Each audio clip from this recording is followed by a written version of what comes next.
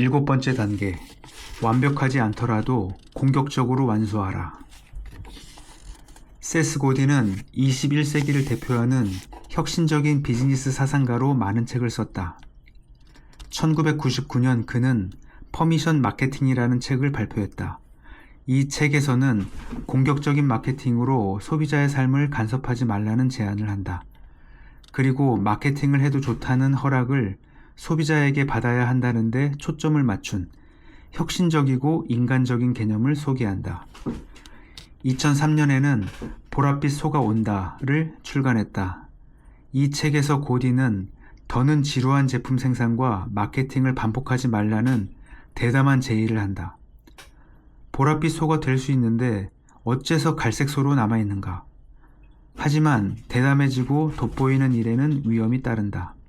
고딘은 이렇게 말했다. 당신이 돋보이면 일부 사람은 당신을 좋아하지 않을 것이다.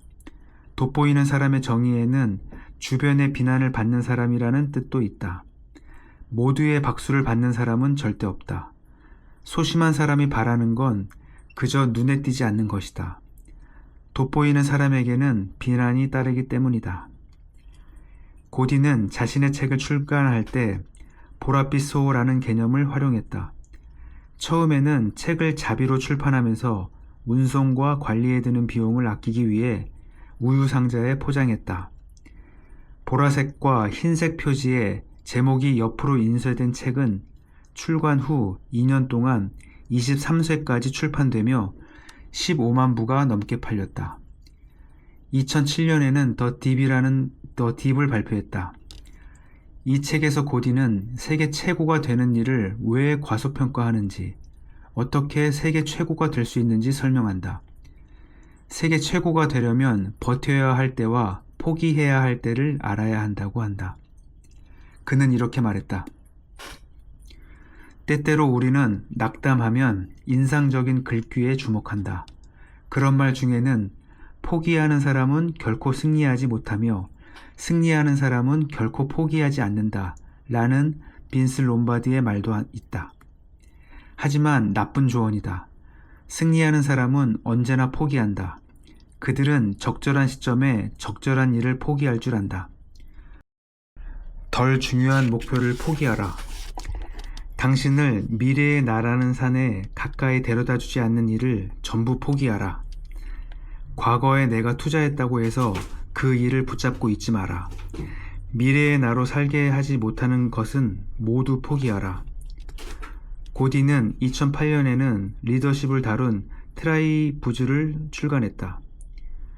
2010년에는 린치핀을 발표해 누구도 대체할 수 없는 존재가 돼야 한다고 주장했다. 린치핀에서 고딘은 세상에 내보내다 라는 개념을 소개했다. 이 개념은 스티브 잡스의 진정한 예술가는 작품을 일단 끝내고 세상에 내보낸다 라는 말에서 따온 것이다. 고딘은 세상에 내보낸다는 게 무슨 의미인지 이렇게 설명한다. 어떤 일을 시작하는 유일한 목적은 그 일을 끝내는 것이다. 진행 중인 프로젝트가 완벽하게 끝나지 않더라도 세상에 내보내야 한다. 세상에 내보내는 일에는 블로그 글의 발행 버튼 누르기, 판매팀에 프리젠테이션 하기, 전화 받기, 머핀 팔기, 추천서 보내기 등도 포함된다. 내보내는 일은 당신이 할 일을 일단 세상에 던져버리는 것이다. 지속적으로 내보내야 최고의 성과를 낼 수 있다. 세상에 내보내는 일은 당신을 계속 앞으로 나아가게 해준다. 고딘은 이렇게 계속 말한다. 세상에 내보내는 게 집중해서 걸작을 만드는 일은 아니다. 하지만 그렇게 내보내다가 걸작이 탄생한다. 나는 100권 넘는 책을 썼다. 그 책들 대부분이 팔린 건 아니지만 그렇게 수많은 책을 쓰지 않았다면 이런 책을 쓸 기회도 없었을 것이다. 피카소는 1000점 이상 그림을 그렸지만 우리는 그의 그림 중 고작 3개 정도밖에 모른다. 지금까지 고딘의 이야기를 하면서 나 역시 그의 유명한 책 중 고작 몇 개만 인용했다. 그는 책을 20권 이상 출간했고 블로그에는 글을 수천 개 썼다.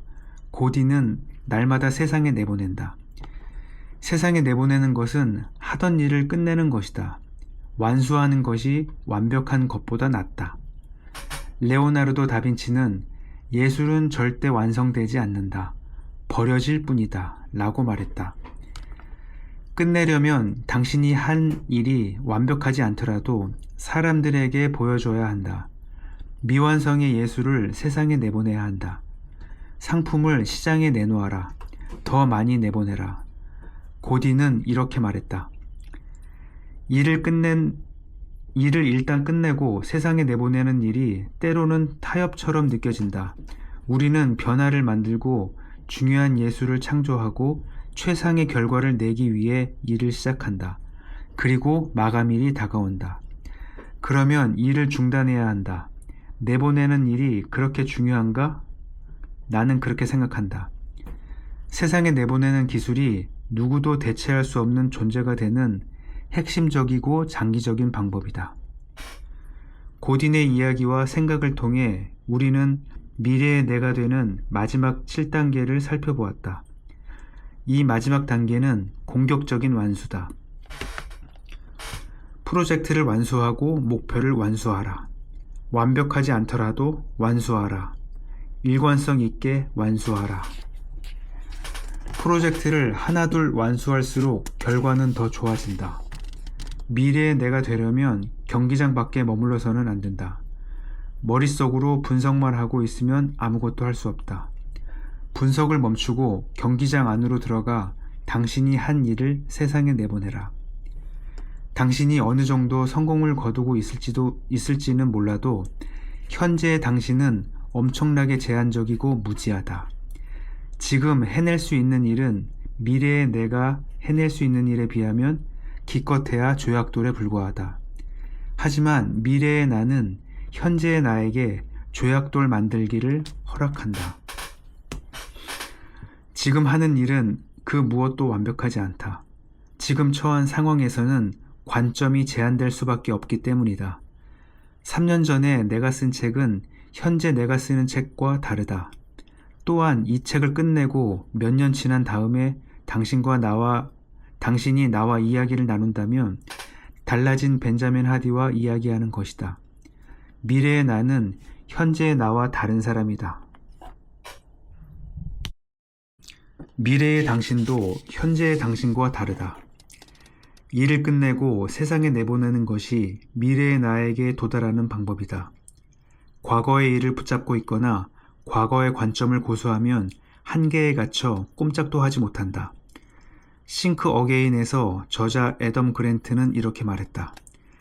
자신이 틀렸을 때도 기쁨을 느끼려면 분리가 필요하다. 나는 두 가지 종류의 분리가 특히 유용하다는 점을 배웠다. 한 가지는 자신의 과거와 현재의 분리고 또 한 가지는 자신의 정체성과 의견의 분리다. 과거의 나는 미스터 팩트였다. 나는 아는 것에 지나치게 집착했다. 하지만 지금은 내가 모르는 것을 알아내는데 더 흥미가 있다. 세계 최대 헤지펀드 브리지워터의 창업자 레이지 달리오는 내게 자신을 되돌아보고 와, 1년 전에는 내가 왜 그렇게 어리석었지? 라는 생각을 하지 않는다면 지난 1년 동안 배운 게 많지 않다는 뜻이다. 라고 말했다. 나는 그랜트와 달리오의 사상을 좋아한다. 하지만 과거의 나를 어리석은 존재로 보는 달리오의 말에는 동의하지 않는다. 과거, 현재, 미래의 나를 비하하고 깎아내리는 일은 아무런 가치가 없다. 과거의 나는 현재의 나보다 능력과 경험이 더 제한적이었다. 현재의 나도 미래의 나에 비해 상당한 제약이 있다. 이 사실을 알면 자유로워진다. 지속적인 완수에는 두 가지 기본 원칙이 있다. 이 원칙을 일관성 있게 적용해 실패에 투자하고 미래의 나를 향해 폭발적으로 성장하라. 1. 파킨슨의 법칙. 어떤 일이든 주어진 시간을 다 써야 끝난다. 어떤 일을 완수하는데 3년이라는 시간을 계획했다면 그 일을 완수하는 데는 3년이 걸릴 수밖에 없다. 하지만 3개월 만에 끝내겠다고 생각하면 아마 그 시간 안에 완수하는 방법을 찾아낼 것이다. 80% 법칙. 완수가 완벽보다 낫다. 댄 설리번은 80% 하려고 할 때는 결과를 얻지만 100% 완벽하게 하려고 하면 여전히 고민만 하게 된다. 라고 설명했다. 완벽주의는 미루는 태도를 낳는다. 80% 하려고 할 때 결과를 얻는다. 인류가 인간을 처음으로 달에 보낼 때만 해도 지금의 과학과 기술이 없었다. 인류는 달에 가는 기술을 계속 발전시키며 혁신했다. 그러다가 지금의 기술을 갖게 된 것이다. 기술은 점점 발전하기 마련이라 과거에 사용했던 도구를 지금 그대로 사용할 수는 없다. 시간이 흐르면서 기술은 발전한다. 따라서 완벽하게 하는 것보다는 일단 많이 하는 게 더 낫다. 완수하는 태도를 삶의 방식으로 만들어라. 그러면 미래의 나로 더 나아가게 될 것이다.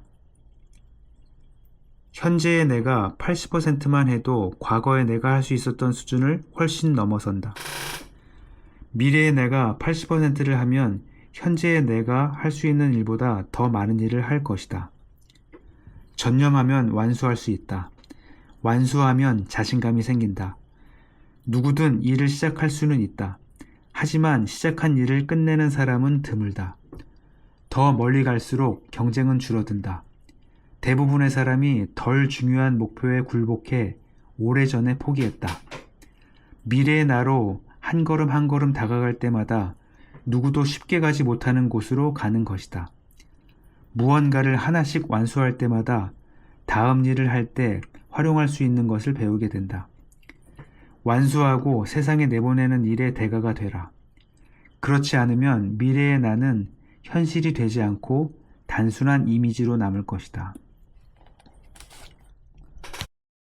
키포인트. 미래의 내가 되는 단계. 지금 결정하고 집중하는 일의 결과가 쌓이고 쌓여 미래의 내가 된다.